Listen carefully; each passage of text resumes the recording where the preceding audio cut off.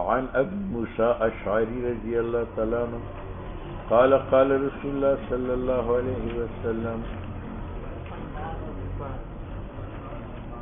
وعن معاذ رضی اللہ تعالیٰ عنہ قال كنت ركب النبي صلی اللہ علیہ وسلم على حمار ليس بيني وبينه إلا مؤخرة الرحل.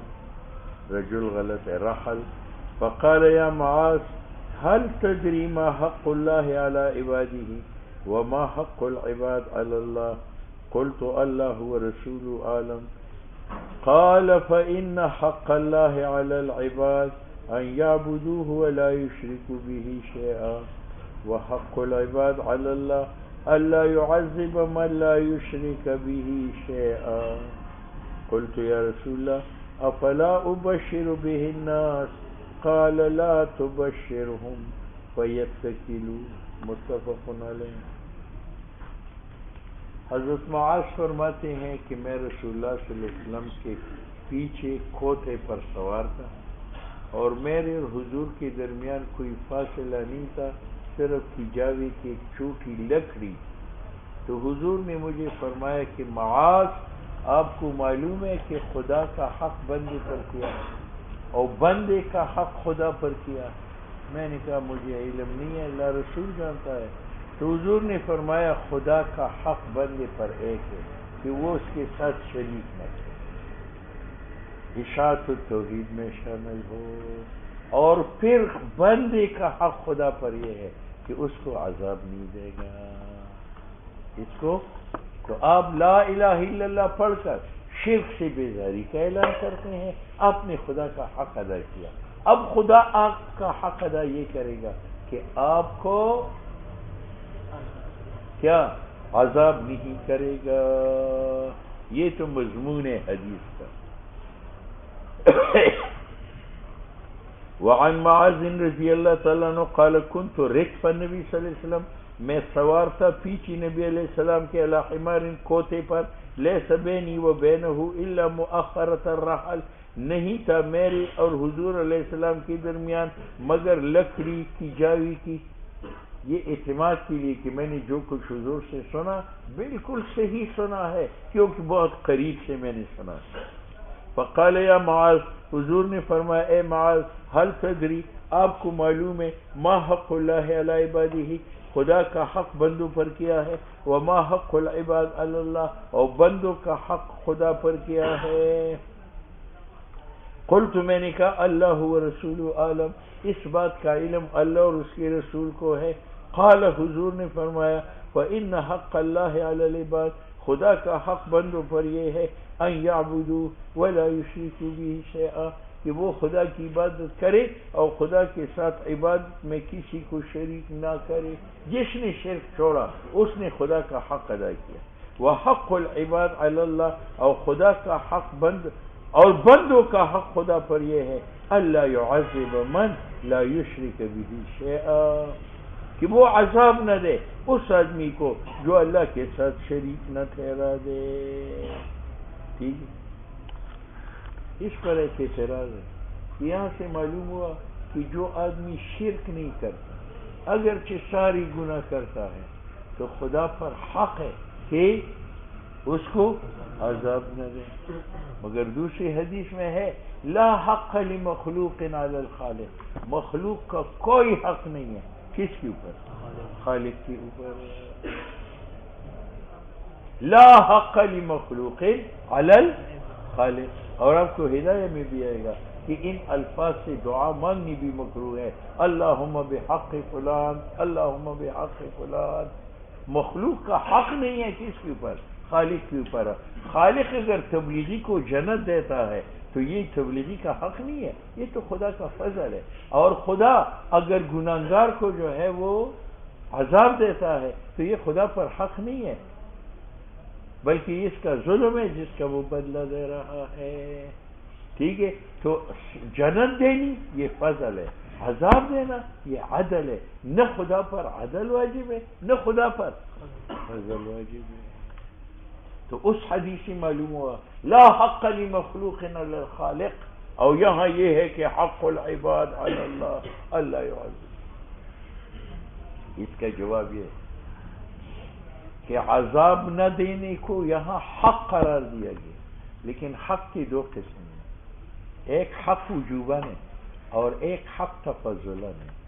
حق وجوباً یہ ہے کہ میں نے آپ کو 10 روپے ادھار دے دیے، یہ ان کی لوٹائی جو ہے یہ حق ہے وجوباً کہ آپ اس کو ادا کریں، اگر نہ کریں تو آپ مجرم ہیں۔ اور ایک حق تفضلاً ہے کہ میں نے آپ کو ادھار نہیں دیا، آپ ویسے مجھے 10 روپے دیتے ہیں، یہ آپ پر واجب ہے لیکن میری طرف سے نہیں ہے، آپ نے اپنی طرف سے اپنی پر واجب کیا ہے۔ تو یہاں جو آیا ہے کہ بندوں کا حق خدا پر ہے، یعنی تفضلاً یعنی من جانب اللہ، اور وہاں جو آیا ہے لا حق لمخلوق الا الخالق، یعنی حق وجوباً بندوں کی طرف سے خدا پر حق نہیں ہے۔ بات سمجھ میں؟ یعنی وہ حق بندہ واجب نہیں کرتا، وہ حق اگر اللہ پر واجب ہے تو کس نے واجب کیا ہے؟ خدا نے واجب کیا ہے تفضلاً، لہذا دونوں حدیثین میں تعارض نہیں۔ اللہ یعذب، یہ تو حق العباد پر اعتراض۔ دوسرے اعتراض قرینی کیا ہے، لا یعذب من لا یشرک به شیئا، کہ اللہ عذاب نہیں دے گا اس آدمی کو لا یشرک به شیئا، جو خدا کے ساتھ ذرا برابر شرک نہ کرے۔ اس سے معلوم ہوتا ہے کہ جو آدمی شرک نہ کرے اس کے بعد دنیا بھر کی گناہ کرے اس کے لیے کوئی سزا نہیں، حالانکہ قرآن میں ہے من یعمل مثقال ذرۃ شرا یرہ۔ وہاں معلوم ہوتا ہے کہ بد عمل اگر رائی کے دانے کے برابر بھی ہے اس کی سزا سامنے آ جائے گی۔ ما لهذا الكتاب لا يغادر صغيرة ولا كبيرة الا احصاها، معلوم ہوا کہ عدم شرک کے باوجود گناہوں کا حساب ہے، ٹھیک ہے۔ اور یہاں سے معلوم ہوتا ہے کہ عذاب اس کا جواب یہ ہے کہ اللہ یعذب من لا یشرک باللہ شیئا بشرط العفو، بشرط کہ جو آدمی شرک نہ کرتا ہو باقی گناہ کرتا ہو تو اللہ اس کو عذاب نہیں دے گا، اس شرط پر کہ گناہ اللہ معاف کرے۔ اور وہاں جو آیا ہے من یعمل مثقال ذرۃ شرا یرہ بشرط عدم العفو، کہ معاف نہ کرے، ٹھیک ہے۔ دوسرا جواب، یہاں جو آیا ہے جو شرک نہ کرے اللہ یعذب، تو عذاب سے مراد عذاب مطلق نہیں، عذاب مخلد ہے، یعنی جو شرک نہیں کرے گا اللہ یعذب عذابا مخلدا، ہمیشہ کے لیے اللہ اس کو جہنم میں نہیں بھیجے گا۔ اور وہاں جو آیا ہے من یعمل مثقال ذرۃ شرا یرہ، وقتی طور پر جائے گا پھر نکالا جائے گا۔ بات سمجھ میں آئی؟ تو یہاں نفی ہے عذاب مؤبد کی، اور وہاں اس بات ہے عذاب موقت کی، عذاب موقت ہو سکتا ہے اگر معاف نہ کرے۔ مومن کے لیے مؤبد عذاب نہیں ہے، مومن کتنا ہی گناہگار کیوں نہ ہو، اگر اللہ معاف نہ کرے جہنم میں جائے ایک نہ ایک وقت جہنم سے ہی نکلے گا۔ دو بات۔ قلت، میں نے کہا یا رسول اللہ افلا ابشر بہ الناس، میں لوگوں کو یہ خوشخبری نہ سناؤں کہ بس شرک سے بچو تو جنت میں جاؤ گے؟ حضور فرمایا لا تبشر، لوگوں کو نہ بتاؤ، یتقوا، پھر وہ اعتماد لا الہ الا اللہ پر کریں گے اور کوئی گناہ نہیں چھوڑیں گے، کوئی، کہ جب عدم شرک جو ہے وہ نجات کے ذریعہ ہے، بس وہ لا الہ الا اللہ پڑھ کر اسی پر یتقوا اعتماد کریں گے اور پھر اپنی دامن کو گناہوں سے نہیں بچائیں گے۔ اسی طرح خوفزدہ چھوڑو تاکہ وہ شرک کی طرح باقی گناہوں سے بھی اپنے آپ کو بچائے، ٹھیک ہے۔ یہاں دو اعتراض، ایک یہ کہ حضرت معاذ نے جب کہا کہ افلا ابشر، میں لوگوں کو نہ بتاؤں، تو حضور نے کیا فرمایا، بتاؤ یا نہ بتاؤ؟ نہ بتاؤ۔ اور آئندہ صفحے میں ابو ہریرہ رضی اللہ تعالیٰ عنہ کی روایت ہے کہ حضور ایک دن مجلس سے نکلے اور آنے میں دیر لگائی، تو ہمیں فکر دامنگیر ہو گئی کہ کہیں حضور صلی اللہ علیہ وسلم کو مشرکین و یہود نے قتل تو نہیں کیا، تو ہم سب اٹھے اور ڈھونڈنے لگے۔ تو ابو ہریرہ فرماتے ہیں کہ باغ تھا، اس کے ارد گرد دیوار تھی، اس میں ایک سوراخ تھا، میں سوراخ کے اندر گھسا، دیکھا حضور تشریف فرماتے۔ میں نے یہ سارا قصہ بیان کیا، حضور نے فرمایا میری یہ دو جوتے لے لیں اور باہر دیکھو جو صحابی اب کو ملے اور وہ اقرار کرے لا الہ الا اللہ فبشرہ بالجنہ، اس کو جنت کی.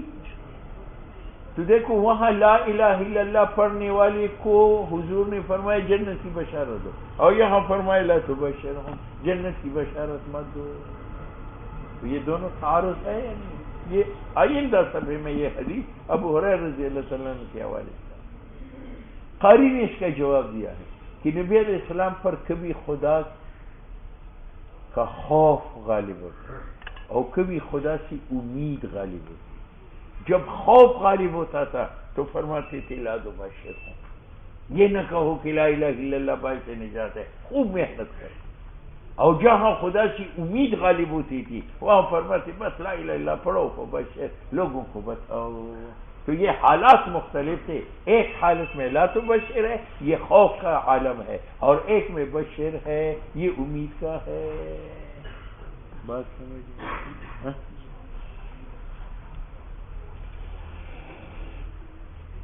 یہ ایک. دوسرا اعتراض یہ ہے کہ جب حضرت معاذ کو نبی علیہ السلام نے منع فرمایا لا تبشرہم، میری یہ بات لوگوں تک نہ پہنچاؤ، حضرت معاذ نے مسجد کیونکہ یہ بات پہنچائی. اگر نہ پہنچا تھا آج مشکات میں یہ حدیث نہ ہو. معلوم ہو اس نے بتا دیا، اس نے بتا دیا، اس نے بتا دیا، اس نے بتا دیا، آج تک یہ حدیث پہنچ رہی ہے اور قیامت تک جو ہے وہ چلی گئی. تو حضور نے جس بات کرنے سے منع کیا تھا وہ حضرت معاذ نے کیوں بتایا؟ بات سمجھ میں؟ اس کا جواب آپ کو آئندہ روایت میں آئے گا کہ حضرت معاذ فرماتے ہیں کہ چونکہ حضور نے مجھے اس بات بتانے سے منع کیا تھا تو میں نے اس کو نہیں بتایا، لیکن جب میں اپنی زندگی سے مایوس ہو کر نزع کی حالت میں پہنچا تو مجھے ڈر لگا کہ کہیں یہ حدیث میرے ساتھ دفن نہ ہو جائے، تو پیغمبر کی حدیث کو بچانے کے لیے نزع کی حالت میں نے بتایا تھا تعصماً، تاکہ کتمان حدیث کا گناہ کا مرتکب نہ بنوں. بات سمجھ میں آئی؟ یہ 4 اعتراضات ہیں اس روایت.